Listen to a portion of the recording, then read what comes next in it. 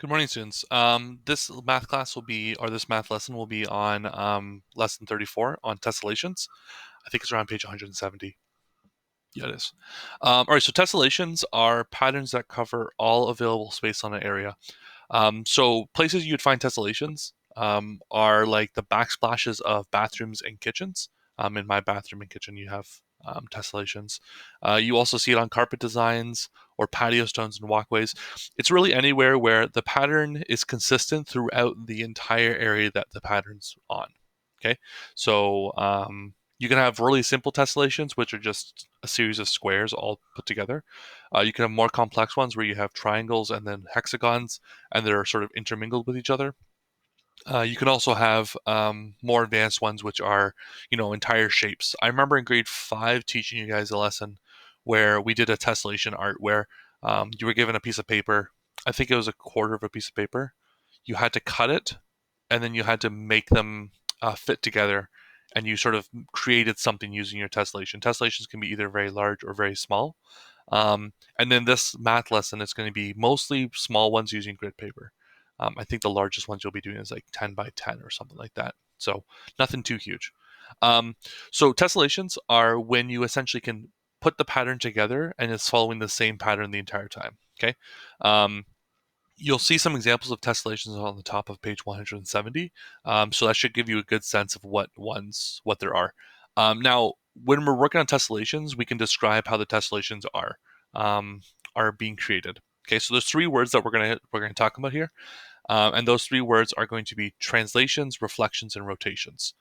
So a translation is when you just shift an object or shape from one space to another. So if you had a tessellation where it's just a series of rectangles all beside each other, you're just doing translations every time. You're not doing anything special with the rectangles. You're just shifting one rectangle beside the other, and it's just a series of rectangles all put together. Okay. A reflection is slightly different. It's when you actually have a mirror object of that same image on the paper. So my poorly drawn bees here is a simple reflection, right? It's like you have a mirror there. Okay. And the last one is a rotation. It's when you actually spin an object or turn it on some part of itself.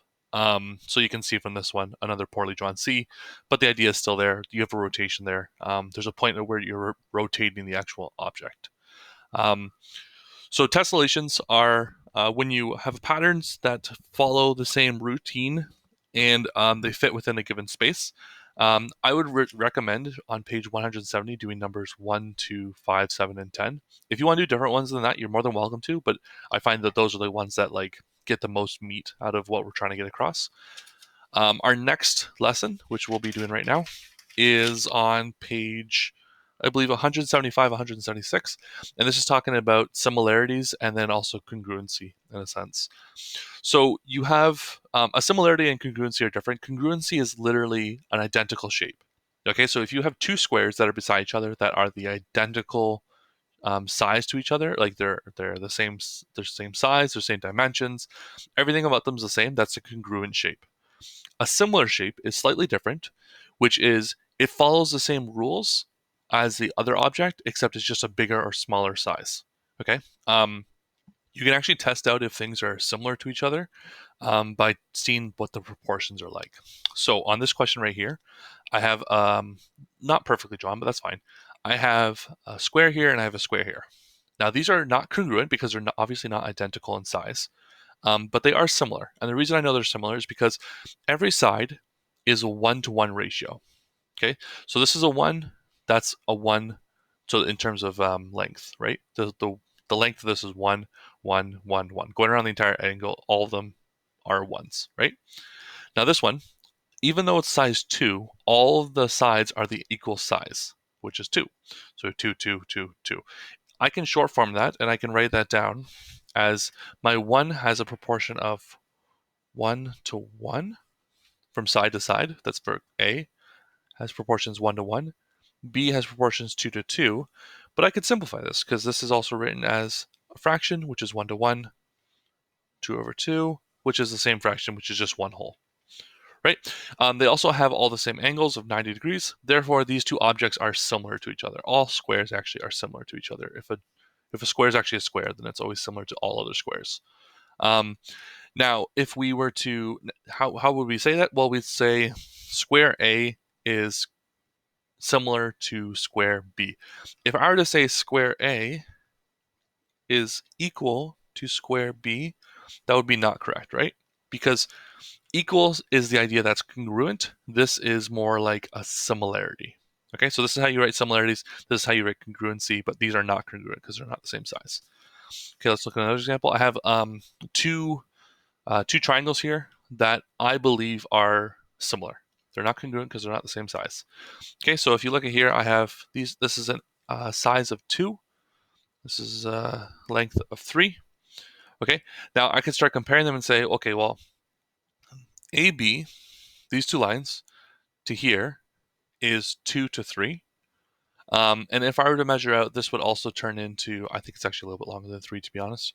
But the idea is that as long as the dimensions are staying proportionally similar, then I should be fine. And the way I know personally, the way that I did this actually, was I imagined that I had a square here.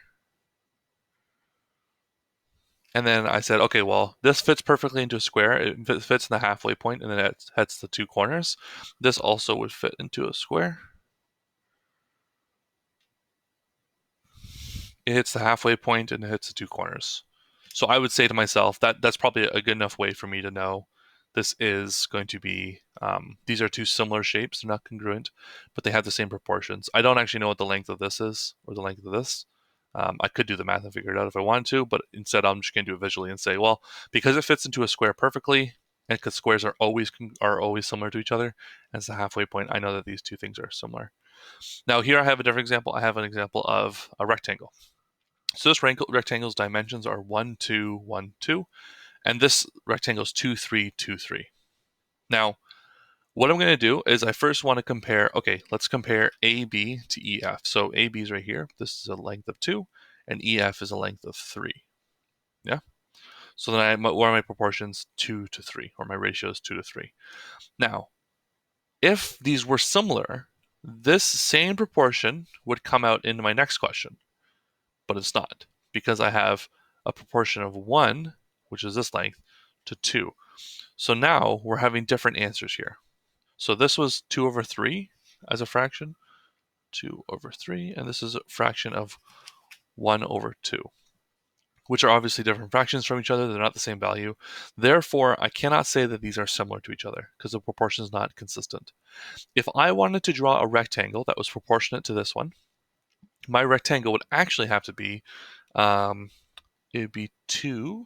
I'm going to draw it right here. It won't be very nice, but that's okay. This would be 2, and that means that this line has to be 4, actually, because it has to be doubled. 1 to 2, this has to be 2 to 4. And then I could say, it's not nice drawn again, but that's okay. And then I could say, okay, this is actually proportionate. And these are similar because the ratio from 1 to 2 is the same as 2 to 4, but this ratio is different, 2 to 3. Okay, so that's kind of where you can look at it. You can either compare sides to each other, so groups of sides A, B, E, F, and then A, D, E, G, or you can also just compare the ratios within the actual shape. Now, the nice thing is with rectangles, it's very visual. They clearly have all 90-degree angles. So the angle side is not what we're concerned about on this question. We're more concerned about the ratio. But sometimes you will also have angles that you will tell you, because if the angles aren't the same, then it's not going to be a similar shape. How would I describe that? Well, let's say rectangle ABCD is not congruent to rectangle EFGH. Remember, this is not congruent, right? Similar.